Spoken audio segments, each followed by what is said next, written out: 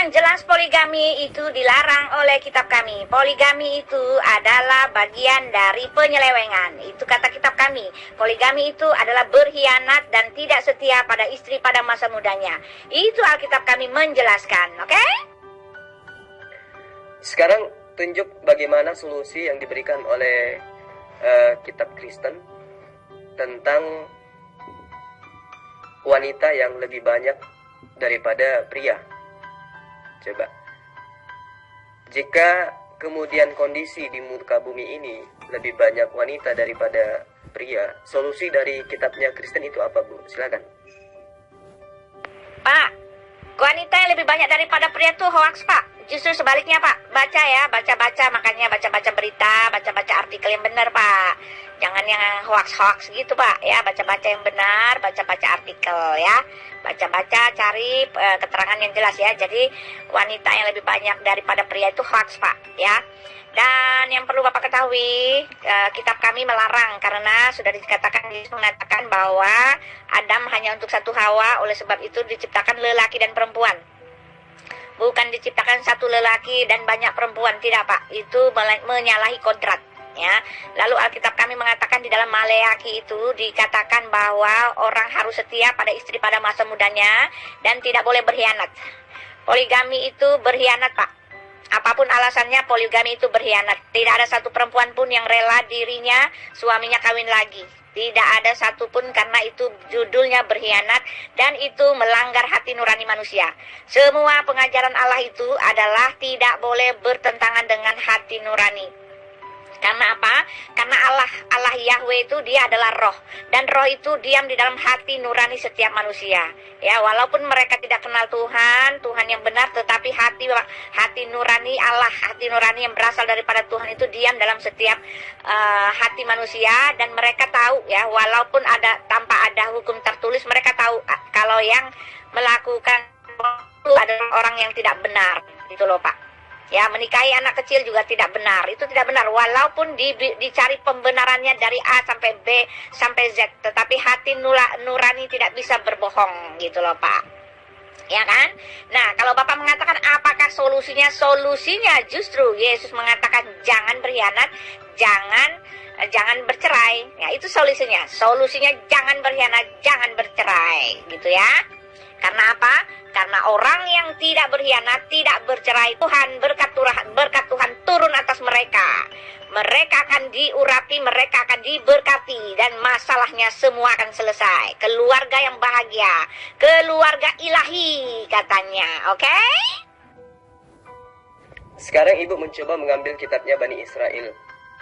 Ya, di mana aturan-aturan yang ada di dalamnya itu tersimpul di dalam hukum Taurat. Tapi Ibu tidak sadar kalau Yesus mati di tiang salib itu untuk menghapuskan, untuk menggenapi semua hukum Taurat. Sehingga orang Kristen itu tidak lagi terikat oleh hukum Taurat. Benar kan? Nah, kalau orang Kristen tidak lagi terikat oleh hukum Taurat, berarti orang Kristen udah bebas. Mau ngapain aja ya silakan. Jangan lagi giliran Anda terpojok, ngambil lagi kitabnya orang Yahudi. Tidak seperti itu, Bu. Jadi kalau kita berbicara mengenai jumlah perempuan dan jumlah laki-laki, Ibu jangan menghitung hari ini dong. Kehidupan ini kan masih berlangsung terus-menerus. Dan setiap hari kita disuguhkan bagaimana kemudian yang mencari nafkah di luar adalah laki-laki.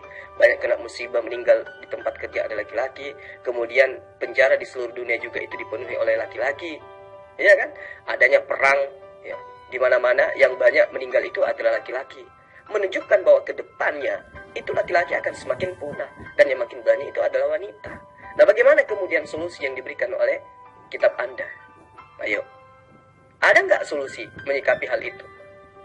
Kalau Anda mengatakan bahwa di dalam kitab kami hanya diperintahkan satu wanita, tunjuk dalilnya. Nah, kalau memang hanya diperuntukkan satu wanita, lalu bagaimana dengan wanita-wanita yang lain yang tidak memiliki pasangan? Bahkan sekarang kita lihat kan, di Eropa pusat kekristenan itu membuat satu kitab gay, menghalalkan laki dengan laki, wanita dengan wanita. Ini celaka. Lalu kemudian kalau Anda terpelajar, tidak mesti saya ajarkan, di kitab Anda itu justru mengajarkan poliandri. Jangan-jangan Ibu belum tahu bagaimana kemudian orang yang disucikan menurut Ibu, di mana keturunannya adalah merupakan sumber keselamatan, justru melakukan poliandri. Bahaya ini kalau dibiarkan. Oh, ajaran-ajaran yang Anda anut itu kemudian diajarkan cukup satu wanita, janda itu adalah haram dinikahi, persinahan adalah ketika orang bercerai, itu ajaran akal-akalan itu. Ya, itu akal-akalan, Bu. Nah, sekarang saya tanya sama Anda, ada nggak di dalam kitab Anda yang jelas-jelas melarang poligami? Tunjukkan dalilnya, silakan. Poligami yang jelas poligami itu dilarang oleh kitab kami. Poligami itu adalah bagian dari penyelewengan. Itu kata kitab kami. Poligami itu adalah berkhianat dan tidak setia pada istri pada masa mudanya. Itu Alkitab kami menjelaskan, oke?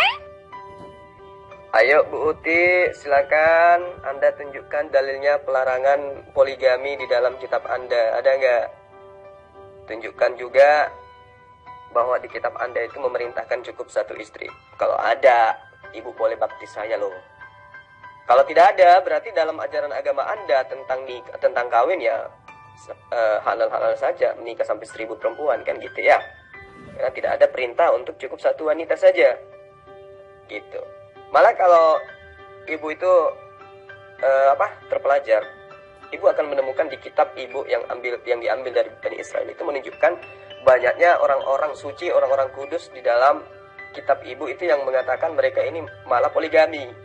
Bahkan bapak seluruh bangsa yang diberkati oleh Allah, Abraham, juga poligami. Jadi Ibu tidak bisa munafik gitu ya. Di kitab yang Anda ambil dari Bani Israel itu menunjukkan poligami itu dibolehkan oleh Allah.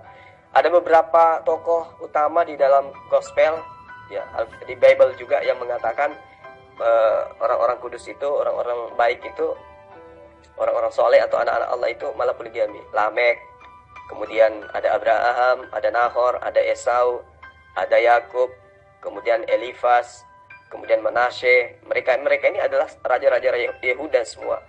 Terus kemudian Yerahmeel, ada Kaleb, kemudian Asyur, kemudian Saharaim, kemudian Gideon, lalu kemudian Gilead. Itu adalah orang-orang yang melakukan poligami di dalam kitab Anda, dan tidak ada satupun dalil yang kemudian menghujat mereka oleh karena kelakuan mereka yang berkaitan dengan poligami. Jadi Ibu kalau berbicara mengenai poligami itu harus berdasar kepada kitab, jangan hanya berasumsi ya, karena iri terhadap kesempurnaan ajaran agama Islam. Elkana juga poligami, Saul juga poligami, kemudian Daud juga poligami, kemudian Salomo juga poligami, kemudian Rehabeam juga poligami, Abia juga poligami, Ahab juga poligami, Yoram juga poligami, terus kemudian Yoas, Yoyakin, lalu kemudian Beliasar, dan ada lagi siapa tuh yang satu ini, Ahasiweros juga itu poligami di dalam kitab Anda. Dan tidak ada satupun dalil yang menghujat dari Allah kepada orang-orang yang melakukan poligami ini. Gak ada. Mereka semua adalah orang-orang kudus. Mereka ini adalah raja-raja Yahudi ya, yang kemudian memiliki nama besar di dalam kitab Ibu Uti. Pak, kalau namanya Adam hanya untuk satu Hawa, itu artinya apa, Pak? Masa Bapak langsung pura-pura bodoh, sebodoh-bodohnya? Kan kita tidak bisa memaksakan tulisan itu harus seperti ini. Tetapi yang Bapak minta itu sudah nyata. Adam hanya untuk satu Hawa, oke? Hawa diambil dari tulang rusuk Adam, oke? Bukan Siti Jubaidah diambil dari tulang rusuk Joko. Lalu Fatimah diambil juga dari tulang rusuk Bejo. Itu menyalahi kontrak, Pak. Oke? Bejo, lalu si Juleha diambil juga dari tulang rusuk Bejo. Lalu mereka tinggal di sorga gitu. Dari Bejo punya istri 10 gitu kan? Nggak ada di kitab mengatakan begitu. Nah, Adam hanya untuk satu Hawa, lah itu jawabannya. Jawaban dari pertanyaan Pak Zuma. Apakah ada yang mengatakan orang hanya menikah satu kali saja? Gitu kan? Itu jawabannya. Adam untuk Hawa, udah titik, nggak ada tambahan, nggak ada kurang gitu loh. Mengerti? Tunjukkan dalilnya kalau Allah itu melarang poligami. Karena di dalam kitab Anda, orang yang menjadi sumber keselamatan itu justru mempraktekkan poliandri, kan gitu ya. Suami berpoligami, istri poliandri, sempurna kan? Kalau Anda kemudian menjadikan Adam dan Hawa itu sebagai pembenaran bahwa laki-laki hanya dibenarkan satu istri. Lah, logika Anda di mana? Yang namanya manusia pertama itu adalah dari sisi pria adalah Adam. Manusia pertama dari sisi wanita itu adalah Hawa. Masa manusia pertama harus berasal dari dua laki-laki, dua perempuan, atau dua perempuan, satu laki-laki? Nggak mungkin kan? Sedangkan kita berasal dari ayah dan ibu yang sama, masih terjadi perbedaan, perselisihan, pertumpahan darah. Bagaimana kalau kita berasal dari orang tua yang berbeda? Jadi pakai rasio. Pakai rasio. Allah menciptakan Adam dan juga Hawa. Itu menjadi salah satu-satunya sumber dari kehidupan keturunannya, umat manusia. Ya, bukan berarti itu dijadikan sebagai dasar. Bahwa karena Adam beristri satu, maka semuanya beristri satu. Kalau itu yang ibu jadikan dasar. Abraham itu adalah orang yang suci. Daud itu adalah orang yang suci. Mereka ini adalah orang-orang pilihan Tuhan. Andai saja poligami itu dilarang, maka kemudian mereka ini tidak akan melakukan poligami sampai ratusan istri. Kalau Anda mengatakan karena itulah mereka dikutuk, tunjuk dalilnya. Di mana di kitab Anda, Daud dikutuk oleh Allah karena banyak istri? Di mana di kitab Anda Abraham dikutuk karena banyak istri? Di mana di kitab Anda Salomo dikutuk karena banyak istri? Justru orang-orang ini adalah orang-orang yang diberkati. Mereka ini adalah bapak seluruh bangsa. Mereka ini orang-orang yang menjadi cahaya, penerang, pembawa berita keselamatan awal mula sebelum para nabi itu datang setelah mereka. Jadi kalau ibu hanya berasumsi semua, kucing juga bisa, ayam juga bisa berasumsi. Nah sekarang coba tunjukkan dalil pelarangan poligami dalam kitab Anda itu mana? Coba, silahkan tunjukkan. Kalau Adam cuma untuk satu Hawa, apakah itu perintah untuk Adam untuk 10 Hawa gitu? Enggak, itu dia jawabannya. Oke, ada ya di Alkitab ya. Ayo silakan baptis, baptislah dalam nama Bapa dan Anak dan Roh Kudus. Silakan ya. Aku doain buat Pak Zuma supaya nanti akan dibaptis dengan hati yang tulus, dengan kesadaran ya. Tuhan Yesus melawat Pak Zuma. Sekarang bedanya pantat ayam dengan mulutnya ibu itu apa? Nggak ada kan? Nggak ada ilmu sama sekali. Ya. Adam dan Hawa memang itu adalah suami istri. Ya kan gitu. Kalau Anda ingin mengikuti Adam dan Hawa, ikuti semuanya. Jangan menyembah kepada Yesus, karena Adam dan Hawa tidak menyembah kepada Yesus.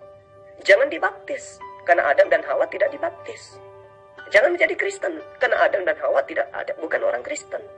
Itu kalau acuannya di situ. Tapi karena mulut Anda dengan pantat ayam tidak ada bedanya, maka ya saya tidak bisa mengikuti untuk dibaptis. Saya kan minta dalilnya, tunjuk perintah dari Allah. Kalau manusia itu, laki-laki itu perintahnya cukup satu istri aja. Ada nggak?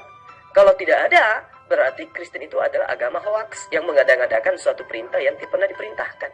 Allah memerintahkan jangan makan babi. Allah memerintahkan menyembah satu Tuhan saja. Allah memerintahkan untuk sunat. Ya toh? Tetapi dilanggar semuanya. Tapi ketika Allah memberikan jalan untuk poligami, justru Anda melarang untuk poligami. Itu bahlul namanya. Makanya saya katakan kepada Anda, di kitab Anda itu mencontohkan perihal bagaimana kemudian anak kandung wanita bersaudara adik kakak memperkosa ayahnya. Satu. Kemudian di kitab Anda mencontohkan poliandri. Jadi kebenaran apa yang bisa Anda jejakan? Dengan melihat kondisi sekarang, bahwa umat Islam memberikan solusi. Ketika wanita lebih banyak daripada pria, maka solusinya adalah poligami. Dan itu sudah dicontohkan oleh para nabi-nabi sebelumnya. Orang-orang suci, orang-orang kudus, anak-anak Allah menurut Anda. Mereka mempertontonkan bagaimana poligami itu tidak pernah dikecam, poligami itu tidak pernah dilarang oleh Allah. Tunjuk dalilnya. Di mana mereka ini dimurkai? Di mana mereka ini dilaknat oleh Allah? Di mana mereka ini dikutuk oleh Allah karena mereka berpoligami? Ada ayatnya. Tunjuk di mana? Nggak ada kan? Yang ada ayatnya adalah ketika orang menyembah manusia, menyembah makhluk, itulah kemudian kutukan itu berlaku. Yang ada ayatnya adalah ketika orang mengutuk Abraham dengan menghina Abraham karena Abraham telah poligami, maka orang itu akan dikutuk oleh Allah. Itu jelas, dalilnya ada. Nah sekarang kalau Anda ingin membaptis saya, apa dasar Anda? Sementara mulut Anda dengan pantat ayam nggak ada bedanya, cuman bisa koar-koar aja, ya, komat kamit, tapi tidak ada dalil. Kan kasihan. Jadi intinya adalah Kristen itu hanya sebuah aturan di mulut yang tidak berdasar, melanggar semua perintah Tuhan yang ada dasarnya, gitu.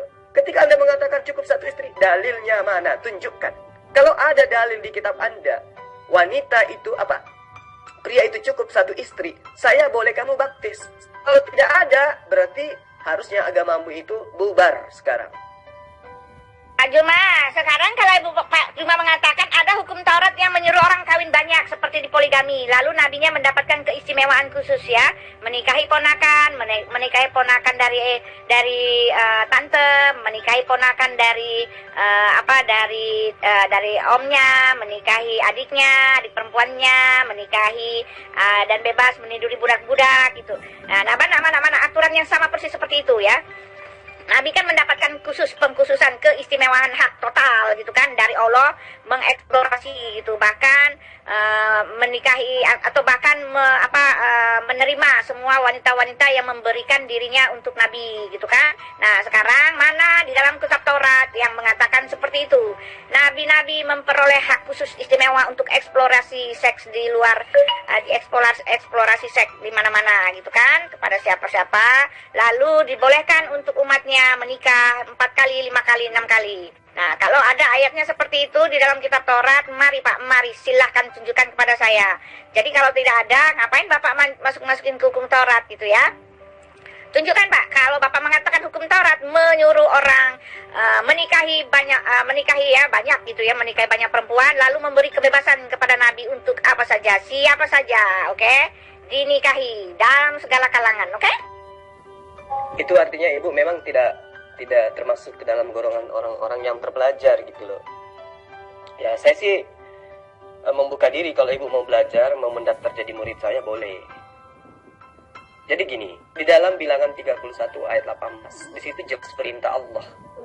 Tetapi semua perempuan yang masih perawan boleh kamu ambil untukmu. Paham enggak sampai di situ? Semua perempuan yang masih perawan boleh kamu ambil untukmu. Itu maksudnya diambil untuk apa? Jadi kalung. Ya. Ibu harus banyak belajar deh, ya. Jadi kalau kita memahami secara menyeluruh daripada perintah Allah, kaitannya dengan hukum-hukum, Allah itu belum menjelaskan hukum syariatnya secara tegas kepada kaum terdahulu. Makanya Yesus mengatakan, masih banyak hal yang ingin aku ajarkan kepadamu, tapi kamu belum sanggup untuk menanggungnya. Nah, meskipun demikian, orang-orang kudus, orang-orang suci sudah memberikan jalan, sudah memberikan contoh, memberikan teori dan juga praktek. Saya tadi menyatakan kepada Anda masalah bilangan kan. Bagaimana kemudian Allah memerintahkan kepada manusia, kepada kaumnya, ya untuk mengambil perempuan yang masih perawan. Semua perempuan yang masih perawan boleh kamu ambil. Itu perintah siapa? Itu perintah Allah. Ya, itu perintah Allah. Tetapi semua perempuan yang masih perawan boleh kamu ambil untukmu. Untuk ngapain? Dijadikan apa? Kalung, cincin. Gak mungkin, tentu untuk diperistrikan. Kalau Anda ingin membaca lebih jauh, bagaimana kemudian Bilangan 31 ayat 25 sampai ayat 41, di situ Allah telah membagi-bagikan perempuan-perempuan dan dia pun minta jatah gitu loh. Wanita diminta oleh Allah sebagai upeti. Jadi kalau ibu mau belajar, silakan daftar menjadi murid saya. Saya akan mengajarkan Anda bagaimana kemudian para nabi mempertontonkan contoh bagaimana poligami itu sudah diajarkan terlebih dahulu. Nah, Anda belum bisa menunjukkan perintah cukup beristri satu. Berarti pantat ayam dengan mulut ibu nggak ada bedanya, cuman keluar-keluar tanpa dalil. Kalau saya mampu menunjukkan, Allah bahkan minta jatah perempuan gitu loh. Ya. Selanjutnya perempuan-perempuan yang belum pernah bersetubuh dengan laki-laki seluruhnya ada 32.000 orang. Dan di situ Allah juga minta jatah. Ngerti nggak? Kalau nggak ngerti ya Anda harus daftar jadi murid saya biar saya ajarin. Kata siapa tidak jadikan dasar? Yesus mengatakan Adam hanya untuk satu Hawa. Itulah contohnya, itulah pedomannya Pak ya. Kita mengikuti pedoman Tuhan. Kalau Bapak mengajak, itu kan merupakan satu dasar. Mana ayatnya mengatakan Adam mempunyai tulang rusuk 5? Itu saja. Adam punya tulang rusuk 5, lalu Adam punya tulang rusuk 10. Mana ayatnya Pak? Maaf Pak ya, Bapak tidak bicara tentang Alkitab ya. Tidak bicara tentang Alkitab. Kalau soal poligami ini Bapak mati kutu ya. Mati kutu. Biasanya comot-comot ayat Alkitab nih. Tapi kayaknya ternyata nggak bisa karena Bapak mati kutu. Tidak bisa kalau bicara soal yang beginian ya. Bapak suka juga sih soalnya berpoligami ya. Oke? Ya sudah, silakan lanjutkan saya. Saya tidak terima asumsi. Tidak kepake, lebih baik saya makan. Oke? Lagi-lagi pantat ayam dengan mulut ibu itu belum saya temukan ada bedanya. Anda mengatakan Yesus berkata, Adam itu hanya diciptakan untuk satu istri. Lah ya emang. Yesus benar. Adam memang diciptakan pada saat itu memiliki satu istri. Enggak 5 istri. Bohong Yesus kalau dia mengatakan ada 5 istri. Tapi lagi-lagi tidak ada kaitannya dengan poligami. Nggak ada kaitannya dengan poligami. Ya. Jadi kemudian ketika Anda ingin membahas di luar daripada kitab Anda tentang poligami, Anda mau bahas apa? Al-Quran. Sementara Al-Quran sudah jelas-jelas sama dengan ajaran para nabi, mengajarkan poligami. Gimana sih? Ya. Kalau misalnya Anda mengatakan Yesus itu Adam itu hanya memiliki 1 istri, Al-Quran juga mengatakan demikian. Bukan cuman Yesus. Al-Araf ayat 19, Al-Baqarah ayat 35 itu mengatakan jelas sekali kok di situ. Jadi bukan cuman Yesus yang mengatakan Adam itu 1 istri, Al-Quran pun mengatakan ya, bahwa Adam itu hanya memiliki 1 istri, yaitu Hawa. Di dalam Al-Quran surah Al-Hujurat ayat 13, di situ seruannya jelas. Hai manusia, sesungguhnya kami menciptakan kamu dari seorang laki-laki dan seorang perempuan, dan menjadikan kamu sebangsa-bangsa, berbangsa-bangsa dan bersuku-suku, dan kamu saling mengenal satu sama lain. Benar kan? Al-Quran menerangkan kan? Manusia berasal dari 1 laki-laki, 1 perempuan, yaitu Adam dan Hawa. Nggak ada yang salah di situ. Yesus jujur mengakui itu. Nah sekarang apa kaitannya dengan poligami? Nggak ada sama sekali kaitannya dengan poligami. Makanya aku bilang kalau Anda ingin bercerita tentang poligami, daftar jadi murid saya terangkan kepada Anda bagaimana kemudian Allah mengajarkan poligami kepada manusia. Bahkan di kitab Anda yang Anda ambil dari Bani Israel secara tidak sah, diajarkan bagaimana poliandri. Bagaimana kemudian Abraham mengajarkan poliandri. Itu ada di kitab Anda. Ya saya katakan kitab Anda karena kitab Anda kan itu cuma terjemahan. Kalau original teksnya, kitab Torahnya itu bukan kitab Anda, itu kitabnya Bani Israel. Nah, sampai hari ini, sampai detik ini Anda belum bisa menunjukkan di kitab Anda dalil perintah untuk cukup 1 istri. Artinya, mulut Anda dengan pantat ayam tidak ada bedanya, hanya bisa berkoar-koar. Dengan kata lain, Kristen secara menyeluruh tidak bisa membuktikan adanya larangan poligami, tidak bisa menunjukkan perintah adanya cukup 1 istri. Artinya, agama Kristen itu harusnya gulung tikar karena tidak memiliki kaidah-kaidah. Jangankan kaidah tentang poligami, syarat sah nikah saja di dalam ajaran Kristen itu tidak ada. Adapun prosesi pesta-pesta dan lain-lain sebagainya itu cuma ikut-ikutan aja. Tapi yang dikatakan mereka kawin berdasarkan atas perintah kitabnya dengan 1 istri itu tidak ada sama sekali. Atau dengan syarat-syarat sah nikah di dalam gospel itu tidak ada sama sekali. Karena memang Yesus mengatakan masih banyak hal yang ingin aku ajarkan kepadamu, tapi kamu belum sanggup untuk menanggungnya. Namun ketika dia datang, yaitu Muhammad SAW, maka dialah yang akan mengajarkan segala sesuatunya yang berkaitan dengan hukum-hukum. Makanya hanya dalam Islam itu ada yang dikatakan hukum-hukum nikah. Dalam ajaran Kristen itu tidak ada. Yang ada adalah suka sama suka, mereka memiliki anak, kemudian mereka diakui sebagai suami istri. Itu aja. Mana dalilnya yang fitnah-fitnah dipakai? Dalil dari mana, Pak? Maaf, Pak ya. Kalau mau bicara kebenaran, bicara akademis, jangan yang menyeleweng, jangan yang memanipulasi, jangan yang berbohong, jangan yang sesat-sesat, jangan yang tepu-tepu. Bagaimana Bapak bisa mengatakan Yesus menikah sedangkan Alkitab sudah selesai kanoniknya pada abad 300-400? Manuskrip penyelewengan, manuskrip yang ditolak oleh gereja-gereja, manuskrip apokrip yang nggak laku, yang memang pada masa itu banyak orang menulis ini itu.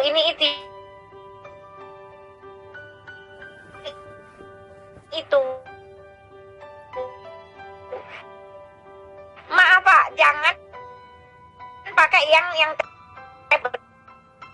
oke? Itu berpoligami. Mana ayatnya? Tunjukkan di dalam kitab kami. Jangan pakai ayat sesat ya. Jangan pakai ayat sesat. Kami tidak pakai itu ya. Itu sama seperti saya, Bapak mau mengatakan kebenaran dari kitab Bapak tapi pakai ayat-ayat penyesatan dari mana-mana gitu ya. Ngawur ini Pak Juma ini makin aneh saya lihat. Loh, Ibu ini gimana sih? Bagaimana kemudian penulis kitab gospel itu ngemis-ngemis terhadap ajaran Daud supaya Tuhannya mereka itu berasal dari tunas Daud?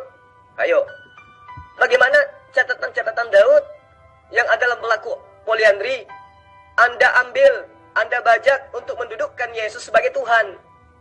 Dari mana semua nubuatan itu berasal? Eli Eli lama sabaktani, dari catatan Daud. Telah lahir telah lahir di tengah-tengah kita di kota Daud itu dari mana Anda ambil? Semua Anda ambil dari pengajaran orang yang melakukan poliandri. Dari mana kemudian Anda mengakui keselamatan itu dari Bani Israel? Keselamatan itu adanya dari Israel, dari anak hasil poligami, istri Abraham. Iya kan? Jadi semua keselamatan itu, bagaimana kemudian Anda mengatakan keselamatan itu dari Israel, itu semua adalah berasal dari orang-orang yang pernah melakukan poligami. Ayo, bagaimana Salomo, bagaimana Daud, bagaimana Maleki, bagaimana Abraham, bagaimana Saul, bagaimana Elkana, lalu bagaimana Salomo. Ini orang-orang yang nyata melakukan poligami dan ajarannya kemudian dijadikan sebagai acuan. Bagaimana kemudian Rehabeam, bagaimana Abia, bagaimana Ahab. Cuman masalahnya sekarang Anda itu adalah bukan orang terpelajar. Itu tapi hanya orang yang mampu berkoar-koar, sehingga Anda tidak mencerminkan suatu pemahaman menunjukkan fakta sejarah yang berdasar terhadap kitab Anda.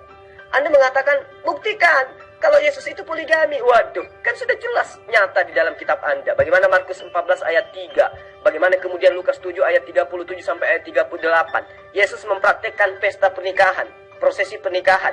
Iya kan?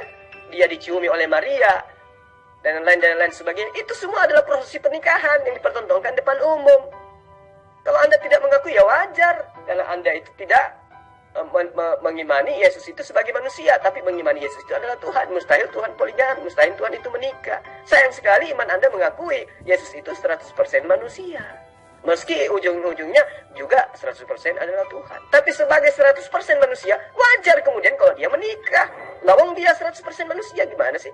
Adapun dia 100% Tuhan, ya itu urusan belakangan. Apa bukti Yesus 100% manusia, 100% Tuhan? Ya karena dia makan ikan goreng, karena dia bangkit, lalu kemudian terangkat ke surga. Itu aja kan? Konsep-konsep yang datang belakangan, ya kan?